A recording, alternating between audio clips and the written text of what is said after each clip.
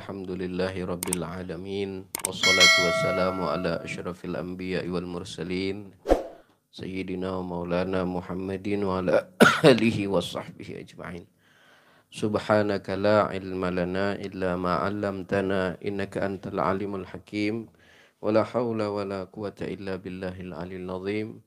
Rabbi syrah li sadri wa yassir li amri wa hlul 'uqdatam min lisani yafqahu qawli amma ba'du.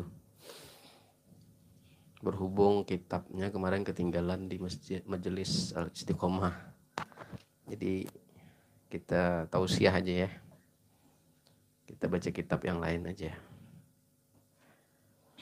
Bismillahirrahmanirrahim.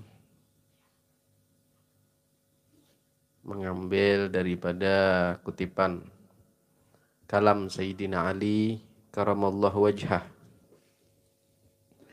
dari kitab Nasaihul Ibad.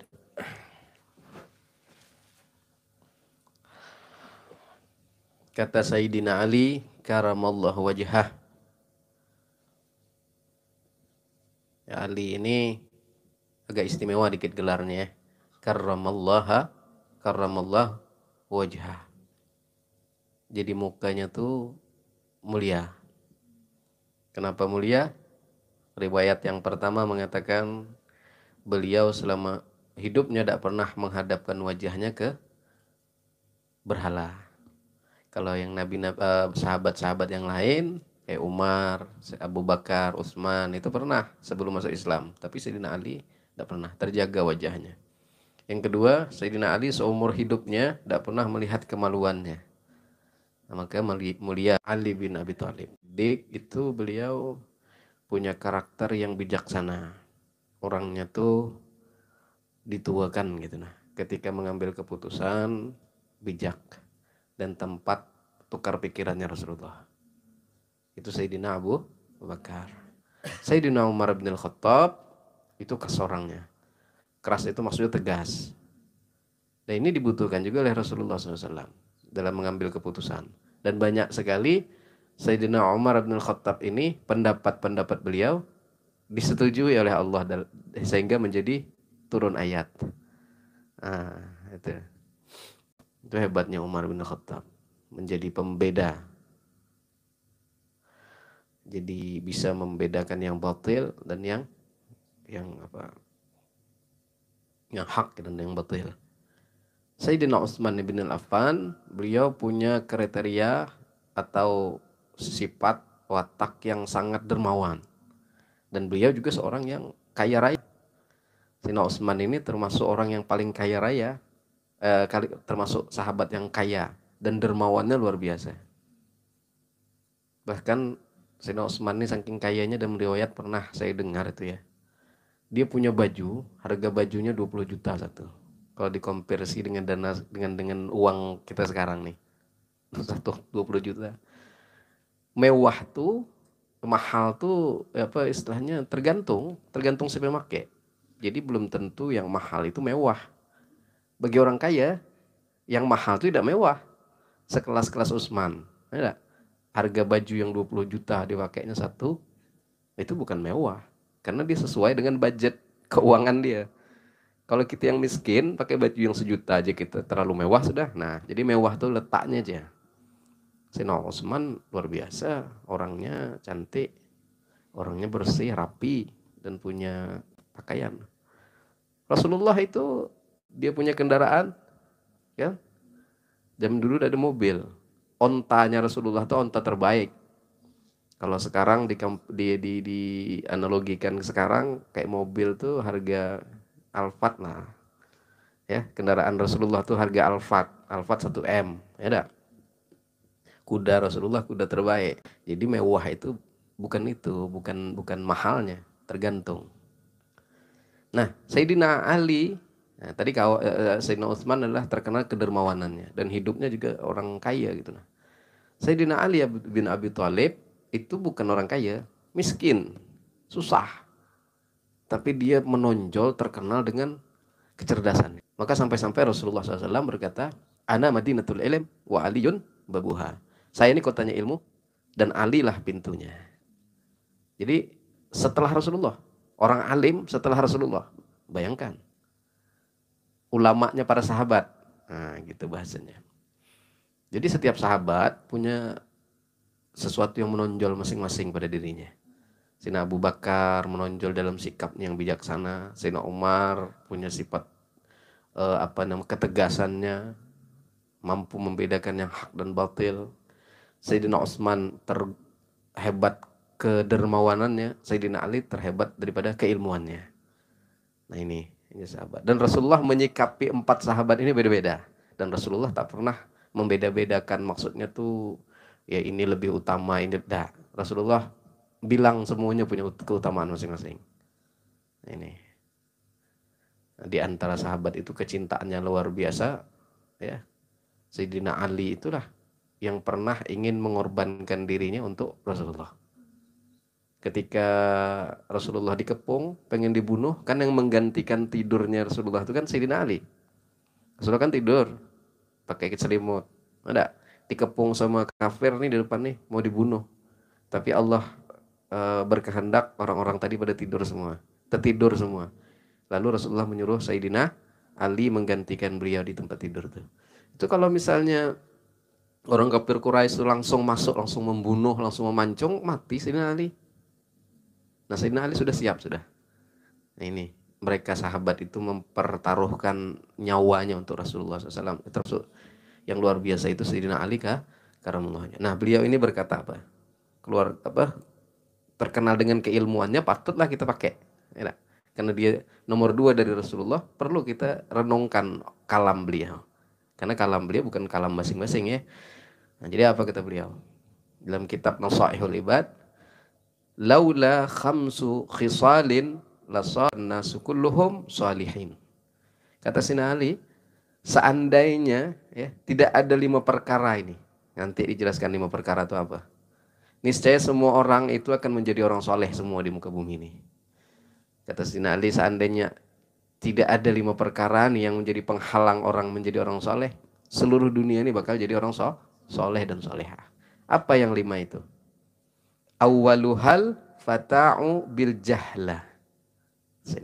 Yang pertama adalah seorang yang puas dengan kebodohannya.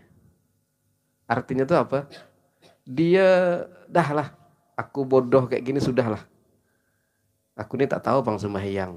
Jadi udahlah lagi, tak perlulah aku belajar sembahyang. Nah itu orang yang puas dengan aku ini tak tahu cara wudhu yang benar. Sudahlah lagi, nak pergi pengajian juga waktu tak ada. Ya, nak belajar juga kapan? Malu sudah tua. Nah, ini.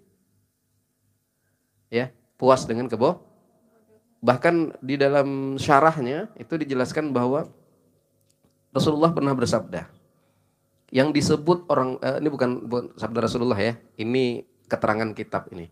Orang yang bodoh itu bukan orang yang IQ-nya rendah, bukan.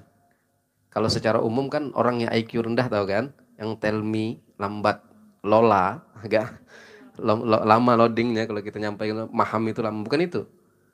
Orang yang dimaksud bodoh dan puas dengan kebodohannya itu dalam agama kita siapa? Orang yang alim, pintar dalam masalah dunia, tapi bodoh dalam masalah agama. Bukan tak jenius, bukan tak cerdas. Nah ini, ya. Nah ini Rasulullah sendiri bersabda. Apa kata Rasulullah SAW yang diriwayatkan hadisnya oleh Imam Hakim? Allah murka terhadap setiap ilmuwan dunia. Pernah tahu dah ilmuwan dunia? Profesor bidang ini, doktor bidang ini, ya. Allah murka kata Rasulullah dengan orang tuh. Tetapi bodoh di dalam ilmu akhirat, dalam ilmu agama bodoh. Seprofesor-profesornya dia, sedoktor-doktornya dia, tapi sembahyang tak tahu, rukun sembahyang tak hafal, wudhu yang benar tak tahu, membedakan air itu air mutlak, air musta'mal, air mutanajis, tak tahu membedakan. Cuma kriterianya. Air yang bisa dipakai untuk wudhu itu air seperti apa? Air yang suci lagi mensucikan itu seperti apa? Air yang suci tapi tidak mensucikan itu gimana? Dia tak paham itu. Padahal gelarnya doktor, profesor dalam ilmu kimia misalnya, dalam ilmu biologi, fisika, dan ilmu-ilmu dunia lainnya. Tapi dalam masalah agama, perihal wudhu, perihal sholat dia tak tahu. Nah ini kata Rasulullah SAW yang disebut beliau, Allah sangat murka. Murka terhadap ilmuwan dunia, tetapi bodoh dalam ilmu agama. Inilah yang dimaksud orang yang puas dengan kebodohannya. Terlalu fokus dengan masalah ilmu dunia, ilmu yang paling penting, yang untuk keabadian dia sejahtera, selamat di akhirat, ia lupakan. Nah, ya, ini namanya orang bodoh. Jadi bukan orang bodoh, itu orang yang lola tadi bukan. Itu banyak sekali cerita para ulama yang dia itu memang betul-betul lama betul. Ya, ada lupa saya namanya, murid daripada Al-Imam Syafi'i. Itu sampai 200 kali dia mengulangi hafalan.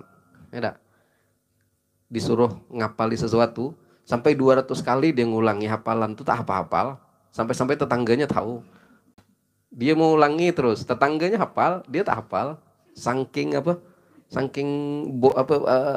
IQ-nya tadi itu rendah nih kan. Ada tuh seperti itu. Ibn Hajar al-Asqalani. Itu beliau tuh ulama besar, tapi awalnya begitu tuh. Susah memahami ilmu agama tuh. Nah, nyerah dia, putus asa. Pas putus asa berjalan, melihat batu tuh ditetesi air. Ditetesi air sikit, tapi membekas air tadi itu. Akhirnya terpikir beliau, ini batu ini keras, air itu lemah. Tapi kok bisa bebekas batu tadi? Kenapa? Karena senantiasa ditetes terus, membekas juga akhirnya. Maka beliau digelar Ibn Hajar. Hajar itu batu, ya, anak batu. Bukan beliau tuh anak batu, dah. Sebab itu tadi itu. Nah, jadi bukan itu. Ya, orang yang jahil, orang yang bodoh yang dimaksud oleh Rasulullah SAW, oleh Sayyidina Ali di dalam kalam beliau ini adalah orang yang jahil dalam masalah agama, puas dalam kejahilannya. Artinya dia tidak mau berusaha untuk menampal, untuk membuang, untuk memperbaiki kebodohannya tadi menjadi ya paham gitu. Nah, setidaknya perkara-perkara yang wajib dia tahulah ilmunya. Wajib kan dalam taklimul muta'alim itu ada wajib yang sangat diutamakan. Apa tuh? Sholat.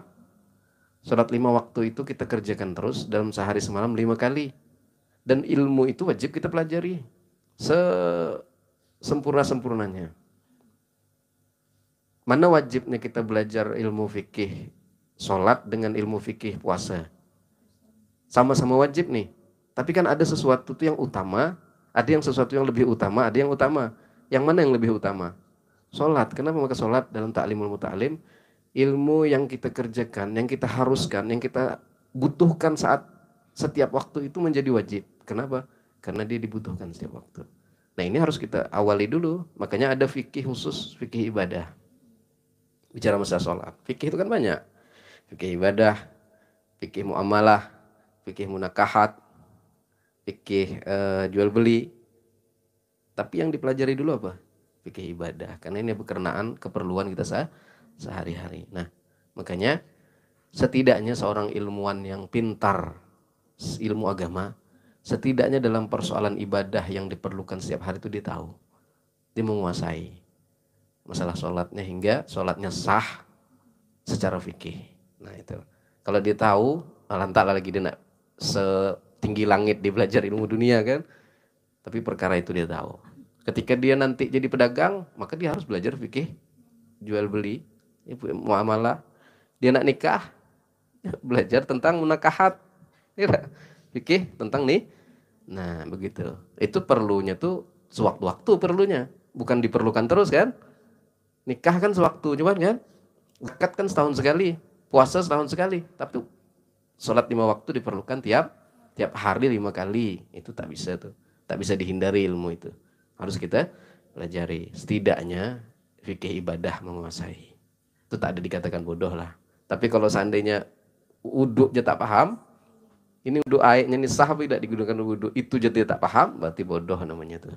Walau dia profesor dalam ahli kimia. Nah itu. Yang pertama, orang yang puas dengan kebodohannya, kata Sayyidina Ali. Ini penghalang orang tuh menjadi orang soleh.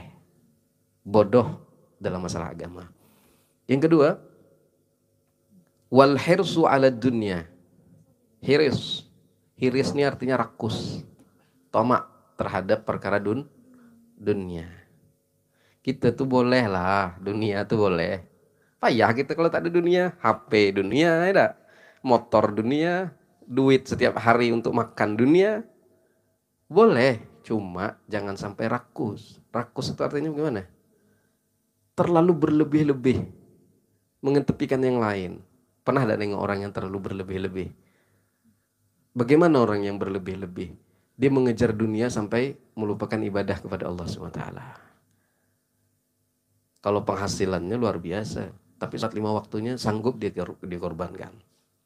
Ya, gajinya puluhan juta, tapi sholat 5 waktu, kadang zuhur sanggup santai aja ninggalkan.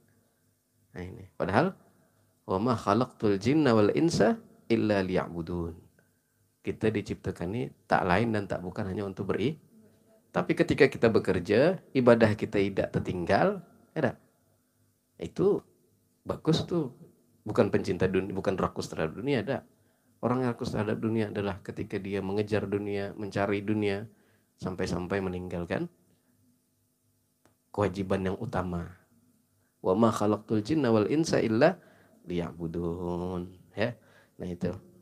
Jadi tidak rakus terhadap dunia, tidak berlebih-lebih terhadap dunia. Ya. Itu. Kemarin kita cerita ya, masalah rezeki ya, panjang lebar di Istiqomah. Itu. Kalau rezeki sudah memang sudah masuk ke kita, jalan kita, tengok aja pekerjaan kita. Walaupun penghasilan sedikit, tidak Bang Andi. Walaupun pekerjaannya sedikit, tak ada dapat istilahnya sampai puluhan juta keuntungannya, sebulan sampai ratusan juta. Tapi ibadah kita tidak tertinggal.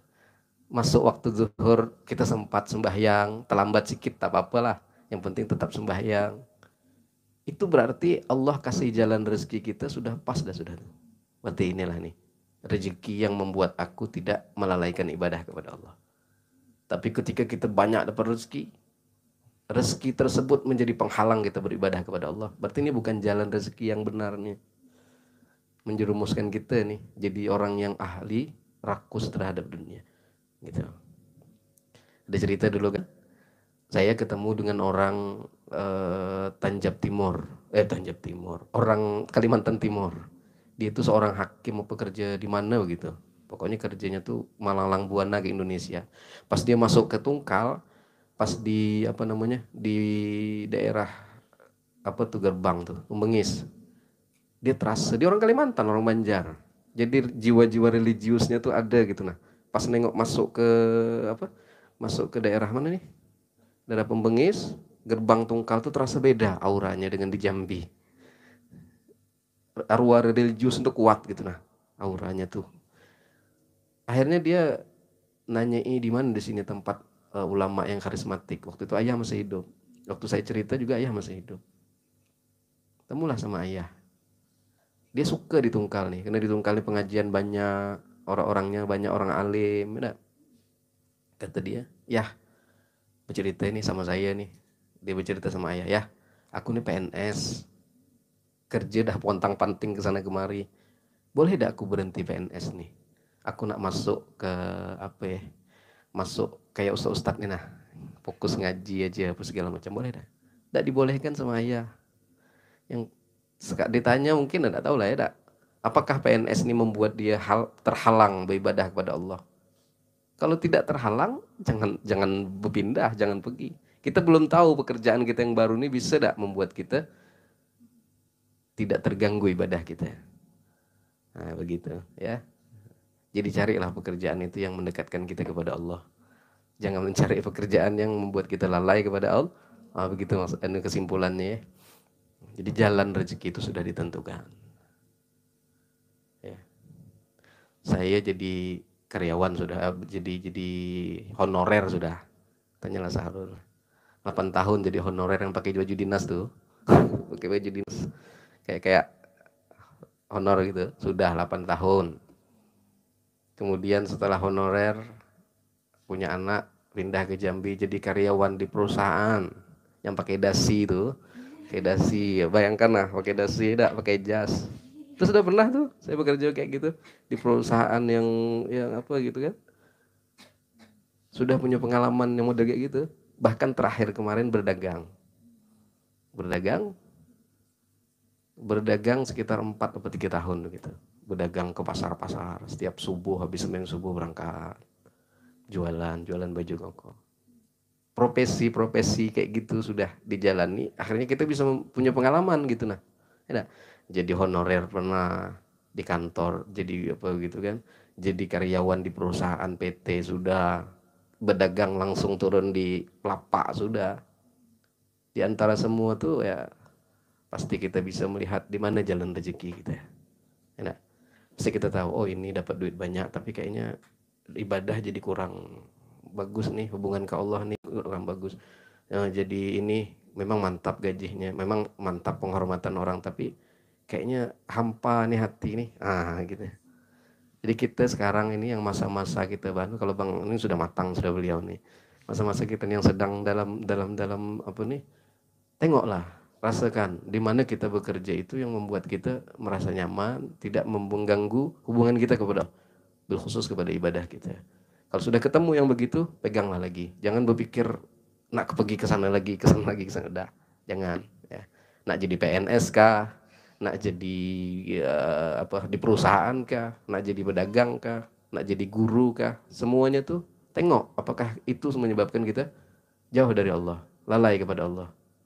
Nah, tengok itu aja ukurannya. Kalau dia makin kita tak lalai kepada Allah, tak terganggu, dah istiqomah di situ. Ya, insya Allah Allah lah yang akan menentukan besaran macam mana pendapatannya. Nah gitu. Itu yang kedua. Yang ketiga apa?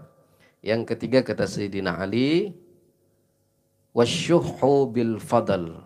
Ya. Wasyuhu bil fadl, bil fadli. Yaitu kikir, memberikan kelebihan, pelit. Ya. Kelebihan ini artinya bisa berbentuk materi, bisa ilmu, kikir terhadap ilmu. Tentunya ilmu ini yang umum lah.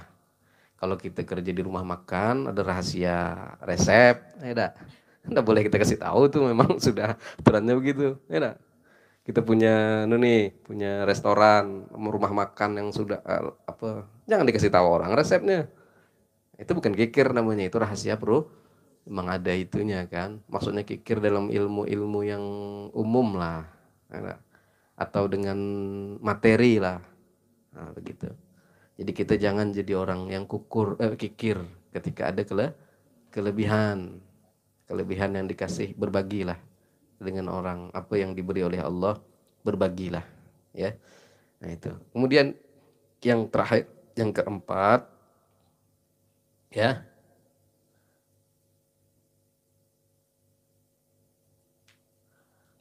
Warriya'u fil amali. Pamer terhadap amal, riya terhadap amal, ya.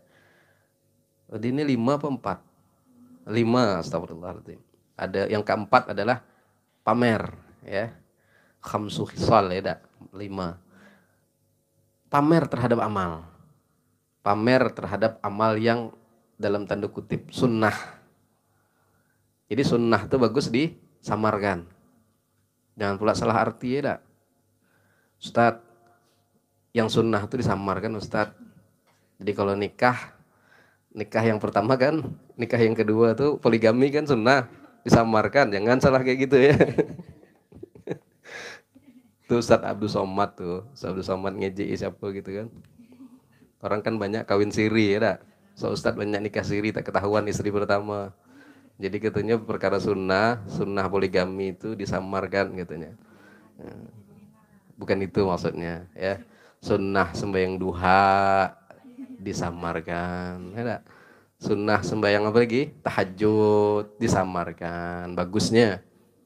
Nah, tapi kalau untuk syiar macam mana Ustaz? Tak apa-apa kalau untuk syiar. Baik-baiklah niat menata hati kita. Yuk kita duha hari ini ya di masjid ini jam sekian. Nah, nanti ada tausiah, itu syiar. Mungkin enggak apa-apa lah kayak gitu ya dah. Tahajud kita malam ini ada kegiatan apa kalau apa tuh mabit ya. ada kegiatan ini, nah, boleh tak apa-apa, syiar tapi kan ada program gitu, nah program yang ditawarkan enggak apa-apa. Tapi kalau kita dewe-dewean, betapa nikmatnya malam hari ini jam 3 bikin status, ya betapa nikmat bermunajat kepada Allah. Tahu lah orang diam-diam aja, ya bangun jam 2:30 gitu kan bikin status, itu lain tuh. Memang ada guru yang dia menjaga, tapi ada guru juga yang setiap aktivitasnya di share-nya. Manhaj kita di Majelis Al-Hasyir perlu diketahui nih. Nisa ini termasuk Al-Hasyir ya.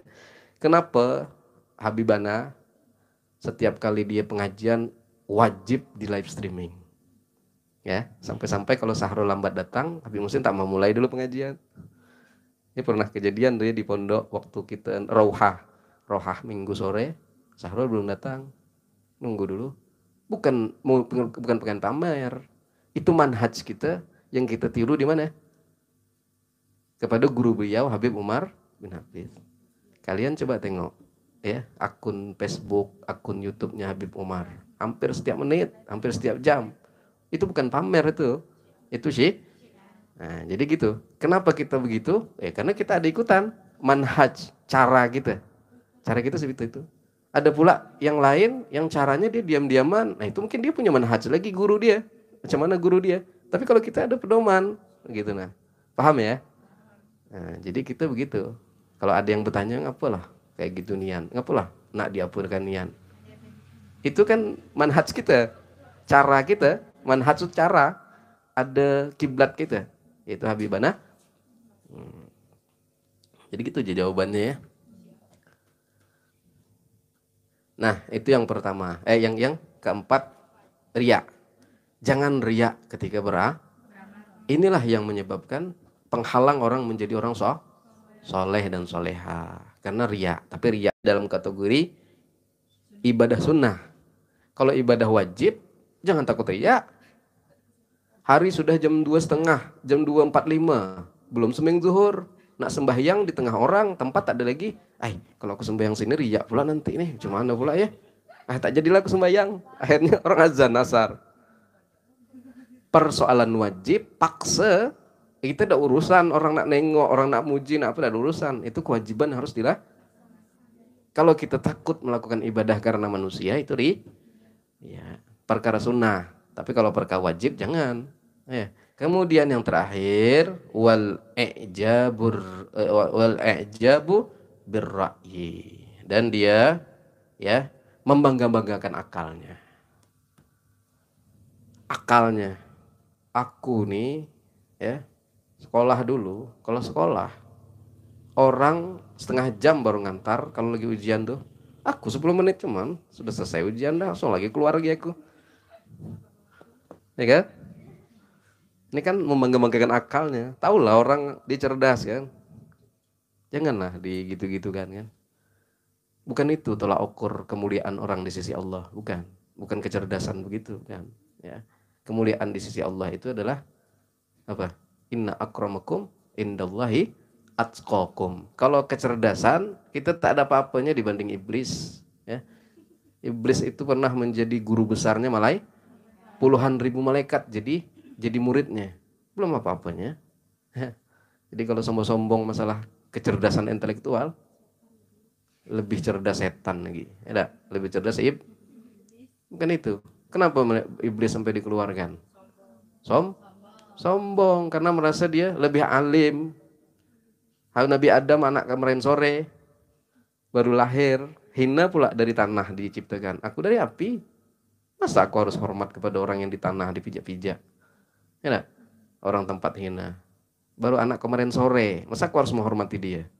Nah, ini orang sombong, ya. Penyakit sombong ini virusnya cepat sekali menjangkit, diidap oleh orang pertama, orang kaya. Yang kedua, orang alim. Makanya untuk meruntuhkan kesombongan tuh, orang alim mesti duduk juga jadi santri. Jangan sering-sering duduk di tempat mengajar kayak gini. Ya, terbiasa dihormati, kadang-kadang susah terbiasa dihargai, kadang-kadang susah terbiasa dihargai orang, terbiasa dilayani orang. Kadang melayani orang makanya kita untuk menggugurkan ego kita, menggugurkan kesombongan kita, selain kita belajar, kita harus juga bagi guru. Ya, di samping kita mengajar, kita harus sering-sering belajar. Nah, itu. Dan kedua, untuk menghilangkan ego kita, kata Syekh kita, berbanyak zikir kepada Allah. Zikir Allah, Allah yang kita baca, Allah, Allah, Allah, Allah, itu untuk memukul ego kita. Paham nggak? Makanya saya kalau baca Allah, Allah paling banyak. Karena kita ini ego yang paling tinggi. Kalau semangat banyak, pergi pengajian kemana-mana. Semangat. Oh, sholawatan ke sana kemari banyak. Tapi yang mampu menghancurkan ego itu sedikit. Ya kan? Menerima pendapat orang itu sedikit. Kita tak mau menerima pendapat orang. Kelihatannya soleh, tapi ego tinggi. Itu kata kalau Syekh kita bilang, itu iblis punya penyakit seperti itu. Iblis itu penyakit dia yang terhalang daripada rahmat Allah itu begitu. Ya, bukan tak ada alim, bukan tak ada ahli ibadah, egonya tinggi. Menghancurkan ego itu duduk di majelis ilmu, perbanyak zikir kepada Allah. Kalau dalam zikir yang kita baca setiap malam Kamis adalah ketika kita menyebut Allah, Allah itu ibarat palu tuh. Allah dipukul, ego tadi hancur, dipukul, dipukul, dipukul, dipukul. Kita untuk menghancurkan ego. Tidak bisa kita dengan nasihat. Orang ego tuh seperti orang mabuk. Orang mabuk bisa tidak dibilangi? Tidak bisa. Orang mabuk mantul, kita dikasih tahu. Bukan mantul mantap betul. Ya, yang kita sampaikan tuh tak masuk. Itu orang ego. Jadi ego tak bisa dengan nasihat. Ego dengan riyadhah. Riyadhahnya duduk di majelis ilmu. Tahu kekurangan diri. Dengan zikir menghancurkannya. Kalau metode zikir kita kan thariqah macam-macam. Ada metode menghancurkan ego dengan cara masing-masing. Thariqah kita adalah dengan Allah, Allah, Allah, Allah. Itu hakikatnya dipukul pakai palu gitu ego kita. Insya Allah kalau rutin terus kita jadi orang yang legowo, nerima. Ya, insya Allah ya. Mudah-mudahan kita ditakdirkan oleh Allah Subhanahu Wa Taala menjadi orang-orang yang terpilih, terhindar dari 5 penyakit tadi. Ya, 5 penyakit tadi itu yang menjadi penghalang kita menjadi orang soleh. Amin Allahumma. Amin. Wallahu a'lam bishawab. Al-Fatihah. Ar-Rahmanir Rahim. Maliki yaumiddin. Iyyaka